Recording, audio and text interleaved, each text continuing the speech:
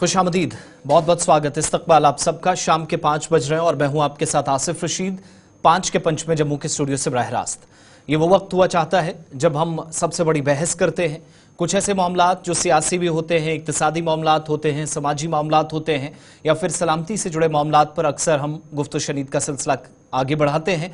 और न सिर्फ आपके सामने रिपोर्ट्स और आदाद-ओ-शुमार रखी जाती हैं, बल्कि आदाद-ओ-शुमार के अलावा या हक़ाइक़ पर मबनी रिपोर्ट्स के साथ साथ आप तक असल हक तस्वीर हर तरफ से उन तमाम लोगों की बात सुनकर जो मुख्तलिफ पार्टियों की नुमाइंदगी करते हैं या जो जिम्मेदारान होते हैं, उनकी बात सुनकर आप तक उनकी आरा भी, यानी जो मेहमान हमारे साथ प्रोग्राम में ज्वाइन करते हैं, उनकी बात भी आप तक पहुंचती है।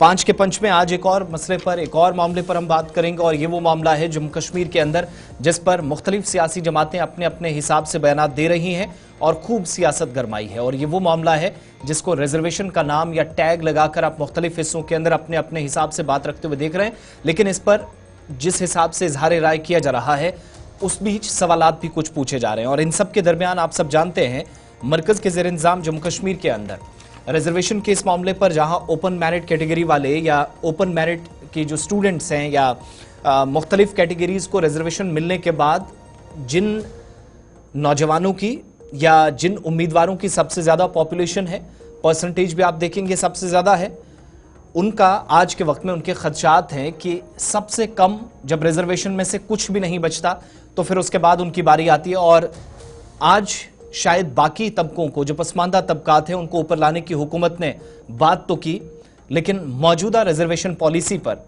जहां बात अदालत तक भी पहुंच चुकी है, इस पर नजरसानी की मुसलसल दरख्वास्त की जा रही है। लेकिन ये कोई नई बात नहीं है।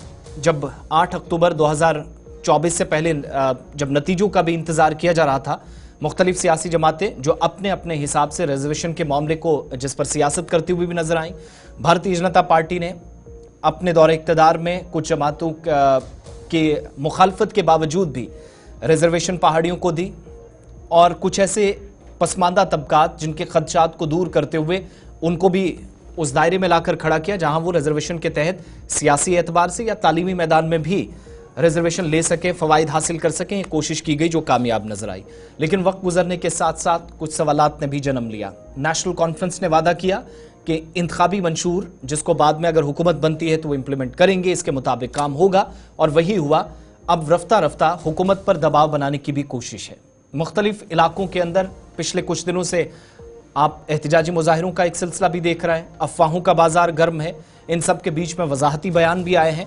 आज भी कुछ पॉलिटिकल स्टेटमेंट्स आए। कल भी हमने एहतजाज के दौरान देखा, दिलचस्प बात यह थी कि हुकूमत में शामिल या हुकूमत से वाबस्ता कुछ लोगों की जानिब से भी, जिनमें श्रीनगर से रुकने पार्लियामेंट थे, मैदान में उतरे, एहतजाजियों की हिमायत का ऐलान किया। PDP साथ थी, अवामी इत्तेहाद पार्टी साथ थी, और आगा रुल्ला मेहदी के एहतजाज में आने के बाद वो सबसे ज्यादा सुर्खियों में इसलिए थे कि क्या उनकी कुछ दूरियां उमर अब्दुल्ला सरकार से हैं।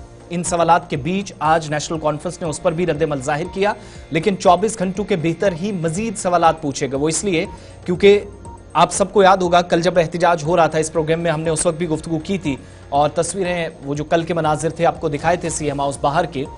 उस वक्त मुख्तलिफ जमातों को या मुख्तलिफ तंजीमों को, जिनमें तलबा तंजीमें थी, कुछ डॉक्टर्स थे, उनके जो नुमाइंदे थे वो वफद की शक्ल में वज़ीर आला से मुलाक़ात हुए, और 6 माह का वक्त मज़ीद दरकार है, कोई काम इस पर कम से कम हो सके, इस यकीन दहानी के बाद उमर अब्दुल्ला से मुलाकात के बाद ये तमाम लोग वापस आए। अब हुकूमत ने यहाँ पर क्या करना है वो आइंदा 6 माह में दिखेगा। लेकिन ये भी मत भूलिएगा कि सिर्फ 2 दिनों के बाद 25 और 26 तारीख तक, या 26 शाम तक कह लीजिए, हुकूमत की जानिब से बाज़ाब्ता तौर पर जवाब भी Jammu Kashmir Ladakh common high court में देना है। मामला अदालत में भी है, 27 तारीख को वहां भी समाअत होनी है। और दूसरी तरफ हुकूमत पर यह दबाव डाला जा रहा है कि आपने जो वुज़रा की ज़ैली कमेटी तश्कील दी है, वो भी मुशावरत का सिलसिला करने में अभी तक ताख़ीर कर रही है। काफ़ी लेट इक़दामात किए जा रहे हैं, इस तरह के इल्ज़ामात भी हैं। इन सारे सवालात का जवाब तलाशने की कोशिश करेंगे। मामला अदालत में भी है, सियासी जमातें अपने अपने हिसाब से खेल रही हैं। लेकिन इससे पहले मैं मेहमानों के पास जाऊं, ज़रा गुफ्तो शनीद के सिलसिले को आगे ले जाएंगे। उससे पहले मुख्तलिफ सियासी जमातों के जो आज के रिएक्शंस आए हैं, आज फिर से मैंने जैसा कहा कि 24 घंटे पहले एहतजाज हुआ, सवालात फिर से साबिका रियासत की पहली खातून वज़ीर आला ने पूछी, जवाब उस पर नेशनल कॉन्फ्रेंस की जानिब से तंज़िया अंदाज में दिया गया। और जम्मू के अंदर भारतीय जनता पार्टी के कौमी जनरल सेक्रेटरी तरुण चुग भी एक सवाल का जवाब दे रहे थे। निशाना उमर अब्दुल्ला और उनकी सरकार थी। तीनों बैक टू बैक स्टेटमेंट्स और उसके बाद सीधा मेहमानों के पास चलेंगे। प्रोटेस्ट वो ज़्यादा बेहतर जानते हैं, उनके मन में क्या सूझी, ऐसे प्रोटेस्ट करना चाहिए। पहले मैं स्टूडेंट्स की बात। आजकल यूथ को बहुत परेशानी देखनी पड़ रही है रिजर्वेशन की वजह से, और काफी कंसर्न है जम्मू कश्मीर में, जहां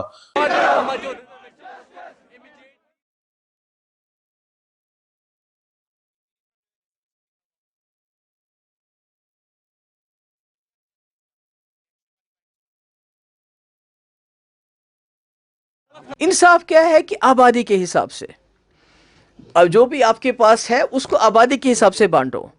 ओपन कैटेगरी अगर 70% है तो उनका हिस्सा 70% होना चाहिए, बाकी कैटेगरीज अगर 30% है, वट मैं कहती हूँ कि हमने किसी से कुछ छीनना नहीं है। तो ये सोचा, मगर आपने देखा असेंबली इलेक्शन के बाद 50 सीटें तकरीबन रूलिंग पार्टी के पास, अलायंस के पास है, उसके बावजूद कुछ नहीं किया। और अब जबकि लोग प्रोटेस्ट किया नौजवानों ने, जिसमें नेशनल कॉन्फ्रेंस के मेंबर पार्लियामेंट थे, हमारे लोग भी उसमें गए, और सीएम साहब से मिली, एक टीम मिली नौजवानों की, तो उन्होंने क्या कहा? उन्होंने कहा 6 महीने इंतज़ार करो, अगर ये फैसला कोर्ट ने ही करना है तो फिर वोट क्यों मांगे आप लोगों ने? क्योंकि जो 6 महीने का वक्त रखा उमर साहब ने, ये चाहते हैं कि अदालत से तब तक फैसला आ जाए। मैं तो चाहती थी कि अभी तक उमर साहब को कम से कम ये करना चाहिए कि जो पोस्ट ग्रेजुएशन में रिजर्वेशन है, जैसे मैंने 2018 में एक SRO 49 लाया था कि उसमें 75% हमने ओपन कैटेगरी को दिया था। आप पोस्ट ग्रेजुएशन करना चाहते हैं, नीट के अंदर आपके उसमें एग्ज़ाम भी होते हैं, तो उसमें आपकी इसके लिए सीटें मुश्किल से 20, 22, 28% है ओपन कैटेगरी के लिए, तो कहाँ जाएंगे ये लोग? इसी तरह उमर साहब ने कहा 6 महीने इंतज़ार करो, 6 महीने में रिक्रूटमेंट चलती रहेगी, चाहे वो इंस्पेक्टर है, चाहे वो पुलिस में है, चाहे वो टीचर हैं, चाहे लेक्चरर हैं दूसरे डिपार्टमेंट में, उसमें हज़ारों लोग भर्ती हो जाएंगे, तो इन लोगों को तो नुकसान ही होगा। इंसाफ, सबको इंसाफ मिलना चाहिए, चाहे शेड्यूल ट्राइब है, शेड्यूल कास्ट हैं। अभी मुझे बताइए कश्मीर में कौन से OBC हैं? हम शेड्यूल ट्राइब या शेड्यूल कास्ट, हम उनकी बात नहीं करें। मुझे बताइए, आपने कुलगाम में OBC के लिए 2 या 3 पोस्टें रिजर्व करके रखी हैं, वो कुलगाम में तो कोई OBC नहीं है।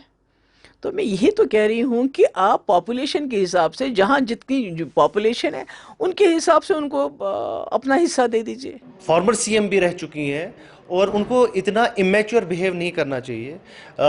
कल ऑनरेबल CM ने खुद बोला है, और जो प्रोटेस्टिंग स्टूडेंट्स हैं जो उनसे मिलने गए, उनको पूरा वाज़ह किया कि हम अलाइव है टू दिस प्रॉब्लम, और एक टाइम फ्रेम भी बनाया गया। तो अगर कल ऑनरेबल CM ने टाइम फ्रेम कुछ दिया है, तो आज क्या मकसद है महबूबा जी को फिर से इस इशू को रेक करने का? ये मकसद कुछ नहीं है, ये सिर्फ इस सरकार को डिस्टेबलाइज करने की कोशिश की जा रही है, PDP। और मुझे समझ नहीं आ रहा है कि इसके पीछे कौन ऐसी ताकतें हैं जो इनको आगे कर रही हैं, बट ये क्लियर कट एक डिज़ाइन के तहत किया जा रहा है, जो आज महबूबा जी ने एक फिर से स्टेटमेंट दी, जबकि कल ऑनरेबल CM ने क्लियरली बोला कि हम इस पे एक टाइम फ्रेम भी दिया, जिसकी पहले बात हो रही थी। कल उनके लीडर भी वहां पर थे मीटिंग, वो भी तो मुतमईन होकर वहां से निकले। तो आज क्या मकसद था इस बयान देने का? तो क्लियरली वो सियासत करना चाहती हैं, वो इस सरकार को डिस्टेबलाइज करना चाहती हैं। और ये प्लेबुक आज की नहीं है, जब 2009 में उमर साहब ने सरकार बनाई, और उसके बाद आपको ये भी याद होगा कि किस तरीके से उमर साहब की सरकार को तोड़ने की कोशिश की गई। उमर अब्दुल्ला साहब, देश कॉन्स्टिट्यूशन से चलता है, देश कॉन्स्टिट्यूशन से चलता है, और आपने तो दलितों के अधिकार तक छीन रखे थे। वाल्मीकि भाईचारे का बच्चा सरकार के अधिकारों से वंचित था, SCO का अधिकार छीन रखे थे, STs के अधिकार छीन रखे थे, पहाड़ी गुज्जर बकरवालों के अधिकार छीन रखे थे। अभी भी आपकी वही मानसिकता है, ये इंडी गठबंधन की मानसिकता है। अभी भी इंडी गठबंधन की, कांग्रेस NC की गठबंधन की सरकार आरक्षण छीनने का षड्यंत्र रच रही है, वो बर्दाश्त नहीं होगा। इंसाफ क्या? चलिए, मुख्तलिफ पार्टियों की तरफ से, हालांकि कांग्रेस की तरफ से भी इसी तरह का मुतालबा कि कास्ट पे सेंसस होना चाहिए, जिसके बाद बात यहाँ से आगे बढ़े। अगर कोई फर्दर डेवलपमेंट हुकूमती सतह पर होती है और मुशावरत का एक दौर तमाम स्टेक होल्डर्स जिनके तहफ़्फ़ुज़ात हैं उनको दूर करते हुए हुकूमत आगे बढ़े। मेहमानों के पास सीधा बिना किसी ताख़ीर के चलते हैं। 3 खास मेहमान मेरे साथ ज्वाइन कर चुके हैं। जम्मू कश्मीर नेशनल कॉन्फ्रेंस से शेख अवैस साहब रहेंगे, बहुत बहुत शुक्रिया, खुशामदीद आपको प्रोग्राम में कहेंगे। सैयद तजम्मुल साहब मेरे साथ रहेंगे, Jammu Kashmir Peoples Democratic Party से स्टेट मीडिया हेड भी हैं, आपका बहुत बहुत शुक्रिया इस्तकबाल आपका प्रोग्राम में। डॉक्टर ताहिर चौधरी साहब भी हमारे साथ ज्वाइन किए हैं, जम्मू कश्मीर भारतीय जनता पार्टी के तर्जुमान भी हैं, आपका भी बहुत बहुत शुक्रिया, खुशामदीद। तजम्मुल साहब, मैं शुरुआत ज़रा आप ही से करूँगा। 24 घंटे कबल हमने देखा श्रीनगर के अंदर जो सूरत हाल बनी, मुख्तलिफ हिस्सों से आवाज़ें उठी और तलबा की एहतजाज की हिमायत में हमने सिविल सोसाइटी समेत मुख्तलिफ सियासी जमातें, जिनमें आपके पार्टी के लीडरान भी थे, असेंबली के मेंबर्स भी थे, तमाम लोग सड़कों पर आए। अगर वज़ीर आला किसी वफद को या प्रोटेस्टर्स को ये यकीन दिलाता है कि 5 से 6 माह का वक्त हमें चाहिए, अदालत में भी मामला है, तो क्या ये ज़रूरी था, जिस पर नेशनल कॉन्फ्रेंस पूछ रही कि 24 घंटों के भीतर ही दोबारा से साबिक वज़ीर आला सामने आती हैं, सवालात पूछती हैं, वज़ीर आला की यकीन दहानी के बाद भी? बहुत बहुत शुक्रिया आसिफ रशीद साहब और हमारे दोनों मेहमानों का बहुत बहुत शुक्रिया। देखिए, इमरान नबी डार साहब को हम अभी सुन रहे थे, मैं अभी दफ्तर से घर ही लौटा था जी। तो गुलिस्तान टीवी पे जब ये बाइट चला तो यकीनन इमरान साहब जिस लबो लहजे का इस्तेमाल करते हैं साबिक वजीर आला के लिए और जो उजलत में है, वो शायद गालिबन जम्मू कश्मीर में सरकारें बनाने के लिए सबसे ज्यादा मजबूत ये है कि आपकी सरकार के विपक्ष बहुत ज्यादा मजबूत होना लाजमी है। कहते हैं कि जमहूरियत में जब आप एक विपक्ष में पार्टी जाती है, दूसरी जब पार्टी उसको रास्ता दिखा काम करती है। देखिए, कल का एक इवेंट था, गुजर गया, और रिजर्वेशन पॉलिसी के लिए जो पीपल्स डेमोक्रेटिक पार्टी या बाकी जो रीजनल पार्टीज का जो स्टैंड है वो क्लियर क्रिस्टल है, उसमें कोई भी शायद आपको नजर नहीं आती है कि हकदार को हक मिलना चाहे। शेड्यूल ट्राइब, शेड्यूल कास्ट जो हमारे हैं, एक्चुअल लाइन ऑफ कंट्रोल के आसपास जितने भी कैटेगरीज के लोग हैं, उनको जो हुकूक दिए गए हैं उनका तहफ्फुज करना हमारी पहली जिम्मेदारी है। लेकिन उसके बाद जिस तरह से तुलबा के हमने देख के Jammu university, Kashmir university, engineering college और मेडिकल कॉलेज और बाकी जगहों पर जिस तरह से तुलबा डिमांड है, देखिए किसी इंडिविजुअल की डिमांड तो है नहीं, ये किसी पार्टी का स्टैंड तो नहीं है, लेकिन एक मखसूस पार्टी ने अपने इलेक्शन मैनिफेस्टो में कहा कि रिजर्वेशन के पॉलिसी को जो है उसको स्ट्रीमलाइन किया जाए, रैशनलाइज किया जाए। यकीनन उसके साथ कल पारा साहब भी थे, मोहतरमा मुफ्ती साहिबा थी, बाकी हमारे जितने भी यूथ लीडर्स वगैरह साथ साथ रहे। गालिबन मुद्दा मकसद ये था कि हम सुनना चाहते थे एक वजीर आला को जहां बहुमत है, जहां बरतरी है, सबकत है, वो किस तरह का फैसला लेते हैं। जहां पार्लियामेंट में आपके 3 मेंबरान हैं, जहां जम्मू कश्मीर में जोड़कर आपके 40-45 मेंबरान हैं, तो उन्होंने क्या किया अभी तक असेंबली में, पार्लियामेंट में क्या किया। देखिए, एक पार्लियामेंट मेंबर को बड़गाम से आकर श्रीनगर में एहतजाज करना पड़ा, और सलमान अली सागर साहब नेशनल कॉन्फ्रेंस के लीडर कहते हैं कि वजाहत ही नहीं थी कि इस एहतजाज की नौबत नहीं आनी चाहिए थी। गालिबन देखिए, अभी 2 से 3 ही महीने सरकार को हुए, लेकिन जम्मू कश्मीर में जिस तरह से पीपल्स डेमोक्रेटिक पार्टी ने माजी में भी, अभी इमरान नबी डार ने बड़ा स्टेटमेंट दिया, कहा कि सरकार को गिराने की कोशिश की जा रही है, डिस्टेबलाइज करने की कोशिश की जाती है। भाई, किन की तरफ से की जाती है? अपने मेंबर पार्लियामेंट से पूछो। अगर डिस्टेबलाइज करने की कोशिश आपका मेंबर पार्लियामेंट कर रहा है, अगर स्टूडेंट्स के साथ में वहीद रहमान परा जिसने अपनी जिंदगी के 20 साल स्टूडेंट्स के साथ गुजारे, इल्तिजा मुफ्ती साहिबा 30 साल जिंदगी के स्टूडेंट्स के साथ गुजारे, अगर वो इजहार यकजहती के तौर पर वहां गए और उसके बाद पुरअमन तरीके से एहतजाज किया, आज एहतजाज के बाद अगर जरा अबलाग के नुमाइंदे महबूब मुफ्ती साहिबा से सवाल पूछते हैं, जवाब तो यही होगा ना कि वजीर आला एक बार फिर कोर्ट की रेफरेंस पे टिका हुआ है कि कोर्ट से वर्डिक्ट आ जाएगा और हम बेल आउट हो जाएंगे। क्या हम माने कि कोर्ट के आने से पहले जम्मू कश्मीर की सरकार क्या कर रही है? जम्मू कश्मीर की सरकार ने रेजोल्यूशन स्टेटहुड के लिए लाया, वोट मांगा 370 के लिए, कांग्रेस को सांझी सरकार में लाया, बाद में कहा कि आप स्टेटहुड के साथ भी नहीं है। देखिए, कौलो फैल में तजाद है कहीं पर, जहाँ एक तरफ छात्रों के साथ हम खड़े हैं और रिजर्व कैटेगरीज के हक में भी खड़े हैं, लेकिन दूसरी तरफ जिस तरह से बातें की जाती है कि सरकार को 2008 में हुआ, अरे भाई 2008 में मैं बताता हूं क्या हुआ। आसिया नीलोफर का इंसिडेंट हुआ और शोपियान में लोग एहतजाज कर रहे थे, उसके बाद अपोजिशन ने अपना काम किया, गवर्नमेंट आपके हाथ में थी, आपने किस तरह से हालात को बिगाड़ा या संभाला वो मेरे पास बिट बाय बिट मौजूद है। लेकिन मुझे लगता है कि सरकार ने जिस तरह से 6 महीने का वक्त मांगा, कोर्ट की रेफरेंस पे डिपेंडेंट रहा कि हमारे पास एग्जीक्यूटिव क्लास नहीं है, क्या हमारे पास लेजिस्लेटिव काउंसिल नहीं है? क्या हम इस चीज को फौरी तौर पर सरकार की नोटिस में दिल्ली जा जाकर हम होम मिनिस्टर से बात नहीं कर सकते थे? यकीनन पीडीपी अपने काम पर, अपने मिशन पर उसी तरह गामजन है जो 1996 से इस पार्टी बनी है। ठीक चाहे है, सरकार किसी भी हो, आपकी कितनी तमाम बातें ताकतवर बड़े क्यों ना हो, इत्मीनान के साथ जहां आम अवैस लोगों साहब ने की बात सुनी है है। वहां ठीक है, बात तजम्मुल करते साहब मैं रहेंगे। दोबारा आपके पास लौटूंगा। अवैस साहब, अगर जमहूरी दायरे में रहकर आईनी हुकूक की बहाली का कोई मुतालबा करता है तो ये हुकूमत के लिए कैसे खतरा बन जाता है, जिसमें आपके लोग भी जाहिर है सबके सामने हैं और यहाँ तक कि वज़ीर आला के फर्जंद भी इस एहतजाज में शिरकत कर रहे थे, जिसका मतलब ये हुआ कि वो भी सेटिस्फाइड नहीं है मौजूदा पॉलिसी से। तो इस पर सवाल अगर पूछा जाए तो फिर हुकूमत के लिए खतरा या बाहर की साजिशें, ये सवालात क्यों जन्म लेने लगते हैं बजाय इसके कि जवाब इस पर मुनासिब तरीके से दिया जाए जिम्मेदारों की तरफ से? आसिफ जी, पहले तो आपका शुक्रिया और आपका सलाम। काफी वक्त मुद्दा लेके आए हैं आज अवाम के सामने, और तजुम्मल जी है हमारे ताहिर साहब है, उनको भी मेरी तरफ से सलाम जी। रही बात आपने उमर साहब के फर्जंद का बोला कि वो भी कल प्रोटेस्ट में थे। पहले मैं आपको क्लियर कर दूं, वो प्रोटेस्ट का कोई पार्ट नहीं थे, वो वहां पे फैसिलिटेट किया।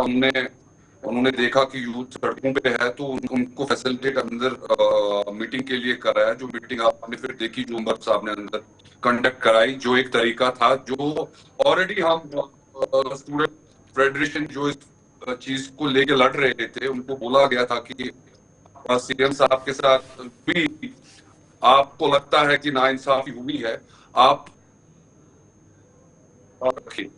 अब जो कल एहतजाज की बात रही जिसमें हमारे पार्लियामेंट मेंबर रोला साहब ने पार्टिसिपेट किया, वो बेसिकली जहां तक मेरी अपनी पर्सनल ऑब्जर्वेशन है, वो था कि यूथ के साथ प्रॉमिस किया गया था उनकी तरफ से कि अगर गवर्नमेंट की तरफ से, गवर्नमेंट अभी आपको भी पता है ये यूटी सरकार चल रही है यहाँ पे, अगर कोई एक्शन नहीं लगा तो उनका दिल रखने के लिए कि नेशनल कॉन्फ्रेंस ग्राउंड पे काम कर रही है as member of parliament, like you know, उनको जो लोगों ने उस टाइम पे श्रीनगर से जिताया था उस चीज की उन्होंने इज्जत रखी, वो यूथ पार्टिसिपेट किया। वरना उमर साहब ने, अगर आप देखेंगे, शाम को ही ट्वीट लिख दिया था कि इससे कोई फायदा होने वाला नहीं है। बट अगर हमारा जो यूथ है दे फेल्ट सेटिस्फाइड कि नहीं, जो मेंबर ऑफ पार्लियामेंट भी वो भी आए, उमर साहब के पास बात वापस से और गई। देखिए, हमने इससे पहले आपको ये भी पता है कि इस पे सब कमेटी बिठाई है इस रिजर्वेशन पॉलिसी को लेके। ये तो रिजर्वेशन जो है ये तो हमने नहीं लाई है, ये रिजर्वेशन, ये जो एलजी का दौर शासन जो चला यहाँ पे, जो अभी भी चल रहा है, इनफैक्ट ये वहां से आया है। उस टाइम पे बीजेपी को लगा कि हम जिसमें वो अभी तक मुझे लगता है कामयाब भी है, क्योंकि हम एक स्टैंड पे रहने रही है, क्योंकि वो चाहते हैं कि वहां पे Gujjars versus you know Kashmiris versus Dogras, वो ये पॉलिसी उन्होंने बेसिकली उस टाइम पे इलेक्शन के लिए यूज की थी। अब बड़ा अनफॉर्चुनेट है कि अब जिस टाइम पे आप वो थे वहां पे, मुझे बिल्कुल याद है इलेक्शन से पहले उन्होंने ट्वीट किया था रिजर्वेशन पॉलिसी को लेके, विद इन 15 मिनट्स उन्होंने वो ट्वीट उतार दिया। हम समझ सकते मजबूरी, बट मैं रिक्वेस्ट करता हूं कि तजुम्मल जी है वहां पे, बच्चों के जो हमारा यूथ है, यूथ पे आप सियासत न कीजिए। हम वादाबंद है, हमने जो प्रोमिस किए हैं, चाहे रिजर्वेशन पॉलिसी। शेख अवैस साहब, आपकी आवाज बीच में थोड़ी सी ब्रेक हो रही है। 23 नवंबर को एक कमेटी बनती है। आज जब हम 24 तारीख को बैठकर डिस्कस कर रहे हैं तो हमारी जो जानकारी है, हमारे जो सोर्सेज हमें बताते हैं कि डेलिब्रेशंस का अभी सिलसिला शुरू ही नहीं हुआ। स्टेक होल्डर्स को कॉन्फिडेंस में लेने के लिए बातचीत जो करनी थी, 3 मिनिस्टर्स को जिम्मेदारियां दी गई, 3 टॉप लेवल के पॉलिटिशियंस हैं, मुख्तलिफ फील्ड्स में जबरदस्त तजर्बा है, सीनियर सियासतदान है, लेकिन जो जिम्मेदारी थी ज़ैली कमेटी की वो काम ही नहीं कर पाई, जिसके बाद जाहिर है ये नाराजगी बढ़नी थी। कोर्ट ने क्या करना वो 27 तारीख को साफ हो जाएगा, लेकिन हुकूमत क्या कर रही है वहां पर थोड़ा सा ये जो ढीलापन नजर आया, असल नाराजगी तो इसी पर सियासी जमातें आपसे सवाल भी पूछ रही हैं। तो फिर ये आईनी दायरे से बाहर और फिर 2009 का हवाला देना, हुकूमत गिराने ना, मैं यही पूछ रहा था जब बजाय इसके कि जवाब, चूंकि आप जिम्मेदार हैं, हुकूमत की तरफ से जवाब आना चाहिए, सवाल का जवाब मिलने के बजाय सवाल ही पूछा जा रहा है जो शायद असल मायनों में होना नहीं चाहिए था। नहीं आसिफ साहब, मैं आपको क्लियर कर दूं कि जो सब कमेटी इस पे है, लाइक जो उमर साहब ने जो सब कमेटी जो स्टेट के सीएम में जो बिठाई गई है, अभी आपको भी, आपके पास भी कुछ छुपा रखा है नहीं कि बिजनेस, चाहे हमारे बिजनेस रूल्स हो, अब अभी तक आपको ये भी पता है कि अभी बिजनेस रूल्स भी आए नहीं है, ये अभी 2 महीने हुए हैं। Like things are getting systematic, things are getting balance. अभी आने बिजनेस रूल्स भी अभी आगे अवाम के सामने भी रहेगा कि जो रिजर्व पॉलिसी है, अगर उसमें हमारे 1-4 आ जाएंगे,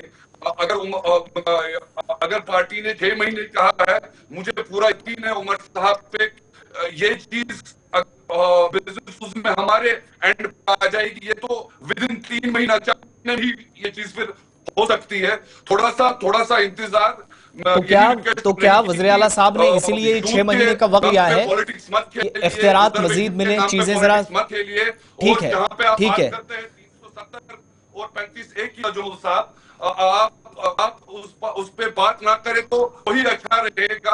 आप ही के लोगों की वजह से आज हमारे बच्चे, जो ये रिजर्वेशन पॉलिसी में जो ये जुल्म हो रहा है, जो ये इनबैलेंस क्रिएट हुआ है, ये only and only because of PDP हुआ है। आप भी वही लोग थे जिन्होंने बोला कि हमको बीजेपी को दूर रखना है, हमें वोट डालिए और हम बीजेपी को दूर रखेंगे। आपकी वजह से बीजेपी, आप कहां से कहां पहुंच गए? आपको रिजर्वेशन पॉलिसी में आपका एमपी प्रोटेस्ट कर रहा है, जिस National Conference MP against Syed Ruhullah who spoke against the chief minister, against national conference. It was not initiated by PDP, it was not initiated by PDP, not Congress.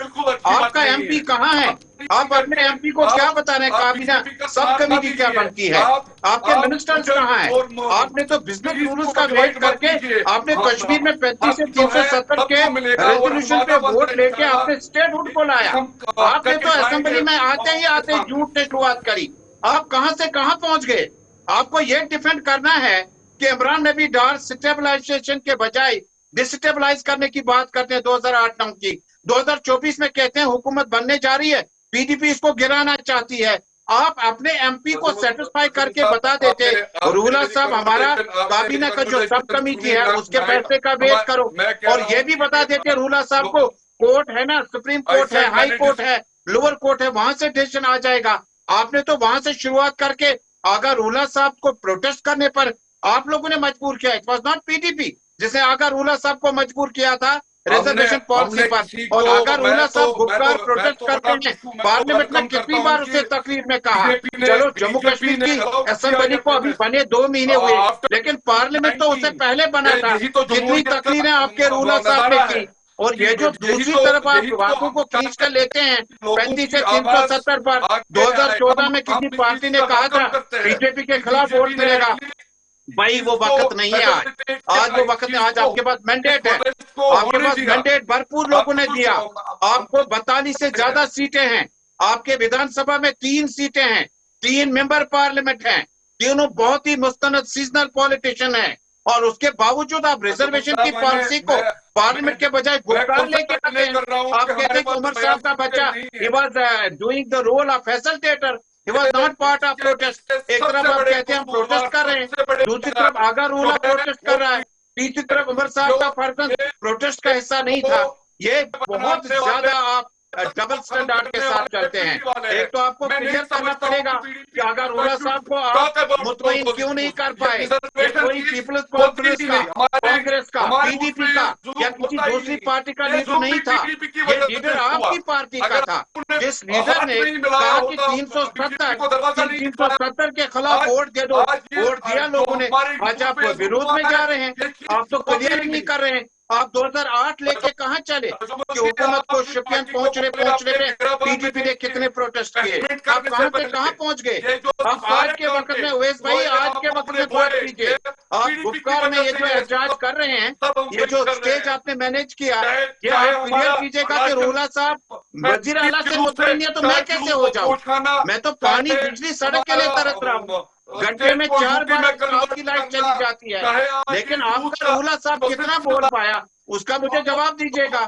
और हमारे leader इल्तिजा मुफ्ताहिबा, वहीद परा साहब जो हमारे स्टेट रिजर्वेशन पे है, क्लियर क्रिस्टल है कि रैशनलाइज कीजिए, हर जो भी कौमें हैं उसको अपना अपना हिस्सा दीजिएगा, कोई हिस्सा बंटवारा करके ना ले जाएगा। जहाँ शेड्यूल्ड कास्ट, शेड्यूल्ड ट्राइब की आप बात करते हैं, कश्मीर में कितने होमलेस लोग हैं, कितने लोग हैं जो बेघर हो चुके हैं, आप कहां से कहां लेकर जा रहे हैं डिबेट को?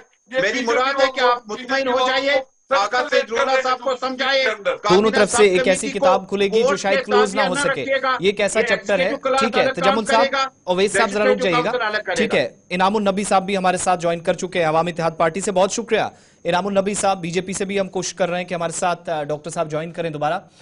ये जो तहफ्फुज़ात हैं, जो दूर करने का तरीकाकार, अगर हुकूमत की जानिब से काबीना की ज़ैली कमेटी भी तश्कील दी गई, कल फिर से यकीन दहानी कराई गई, क्या वाकई में एहतिजाज की ज़रूरत थी और इस सूरत में मसाइल का हल तलाशा जा सकता है? जो कल आप भी सड़कों पर चुके तमाम एहतिजाजियों के साथ आप भी थे, और जिस हिसाब से या जो तरीकाकार मुख्तलिफ हिस्सों के अंदर एहतिजाज के ज़रिए अपनाया गया है, हुकूमत पर एक दबाव बनाने की कोशिश है, क्या तहफ्फुज़ात हैं जो आज भी आपको लगता है या शक व शुबहात हैं कि हुकूमत पूरा नहीं कर रही? क्या मज़ीद वक्त देने की शायद ज़रूरत नहीं थी?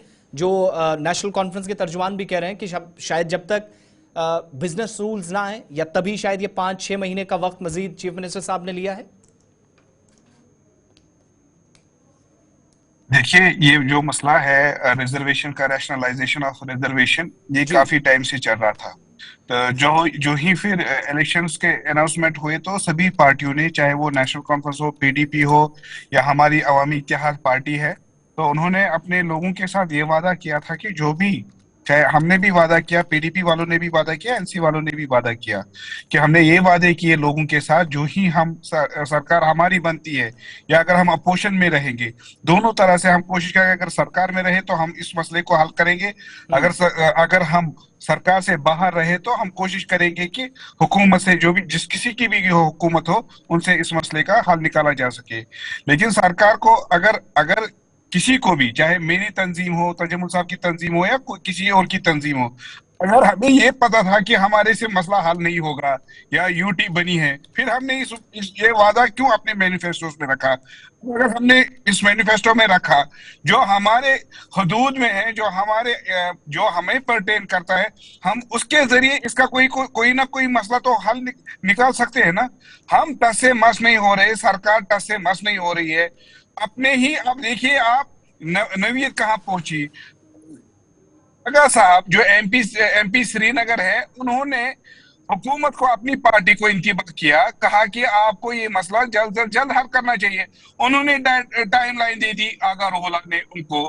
अगर इनमें कोई सिंसियरिटी होती, पेशरफ्त करने की कोई इकदाम करने होते, ये आगा साहब को कह दे कि आप रुक जाइए, कर रहे हैं या हमारे स्टेप बाय स्टेप कर रहा है। उनकी तरफ से तो कोई जवाबदेही नहीं थी, उनकी तरफ से कोई आंसर नहीं था। वो मम पड़े थे, लोग परेशान, नीट वाले परेशान, स्टूडेंट सड़कों पर, प्रोफेशनल्स वाले जो में परेशान।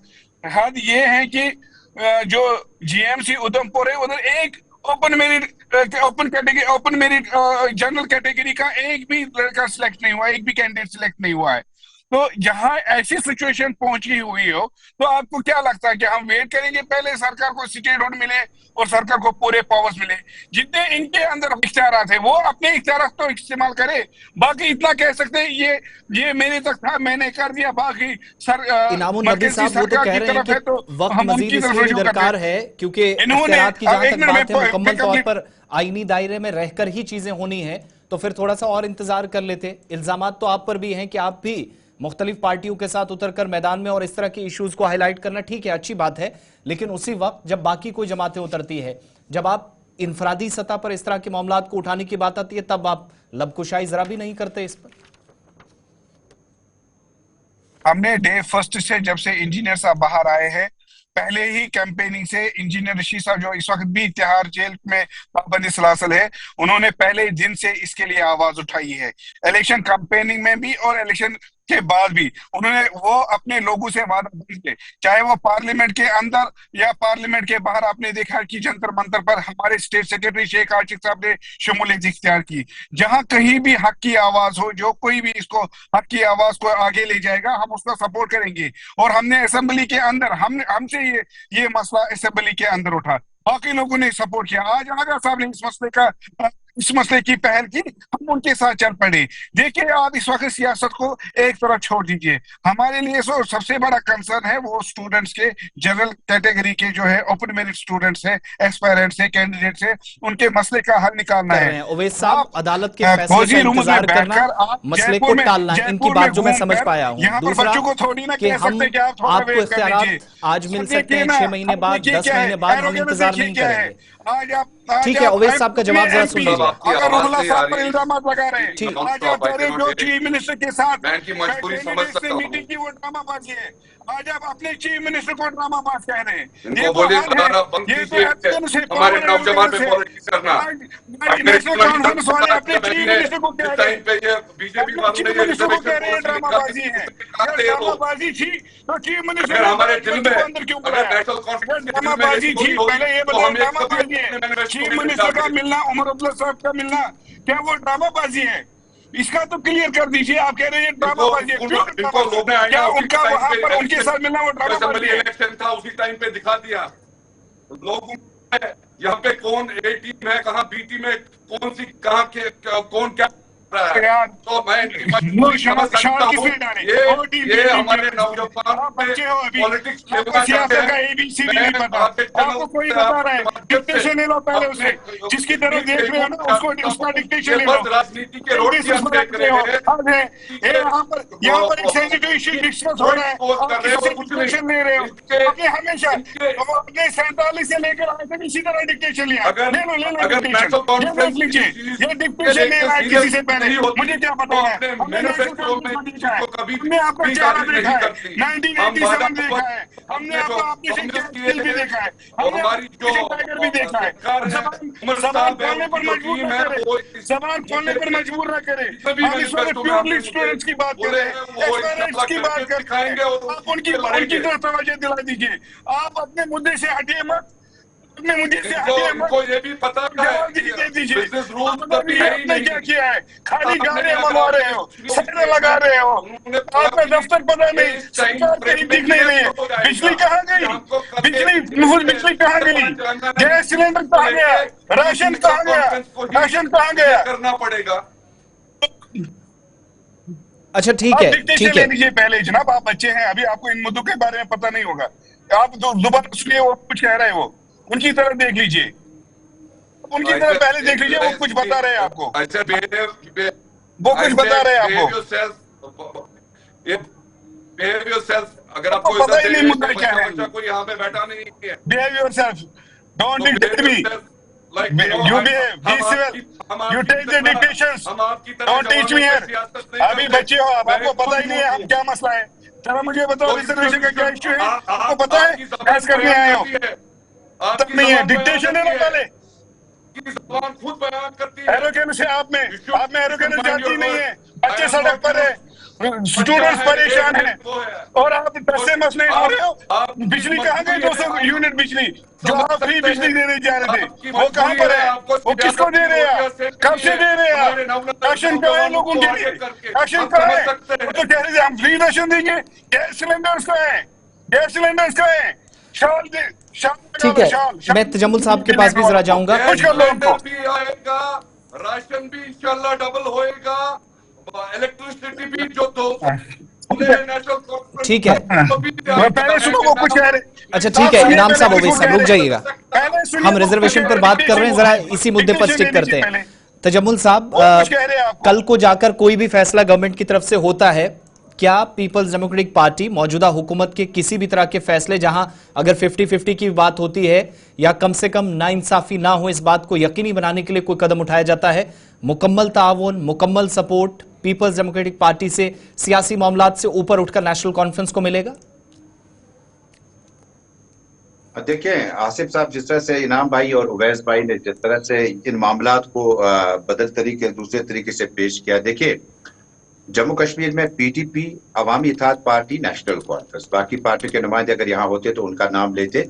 उन्हें इंतखाबी मंशूर जारी किया कि उवैस भाई आपको थोड़ा सा सब्र तो हमसे सुनना पड़ेगा। श्रीनगर वासियों के लिए गांव देहात कस्बाजात में रहने वालों को 200 यूनिट मिलेंगे। और जब ये पूछा गया था अवामी तकरीर में ये कब होगा, ये पॉसिबल है क्या, कहा था पहला कैबिनेट ऑर्डर होगा जब पहली कैबिनेट मीटिंग होगी। दूसरा रेशन का मामला था, वो अभी अल्तवा में है, अभी भी वो मामला जो है हल नहीं हुए। देखिए सरकारों ने वोट लिए एक नेशनल कॉन्फ्रेंस को 77 के इंतखाब 77 के इंतखाबात के बाद मुकम्मल स्वीप कर दिया और लोगों ने मैंडेट दिया।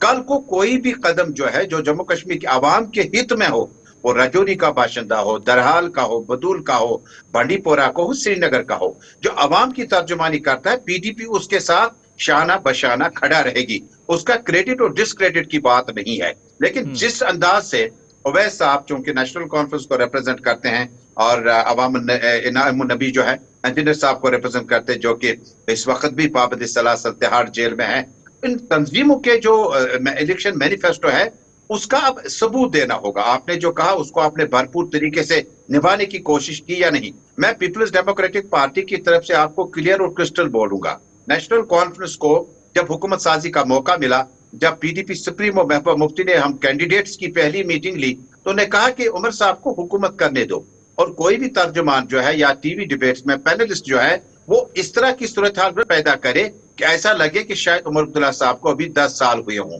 अभी कुछ महीने ही हुए कि उमर अब्दुल्ला साहब ने कैबिनेट के इस रेजोल्यूशन में आर्टिकल 370-35 को साइड में डालकर खुद ही उन्होंने सेल्फ गोल किया और रेजोल्यूशन किस तरह से लाया, स्टेटहुड के लिए लाया। कहां से लाया, कैबिनेट के लिए लाया। और जब उस रेजोल्यूशन को वहीदुर रहमान पारा साहब और पीपल्स डेमोक्रेटिक पार्टी, अवामी इत्तेहाद पार्टी ने, पीपल्स कॉन्फ्रेंस ने सपोर्ट करके रेजोल्यूशन को दोबारा रेक्टिफाई करने के लिए दोबारा लिखा स्पीकर साहब को, उसके बाद उस रेजोल्यूशन को नहीं लाया गया।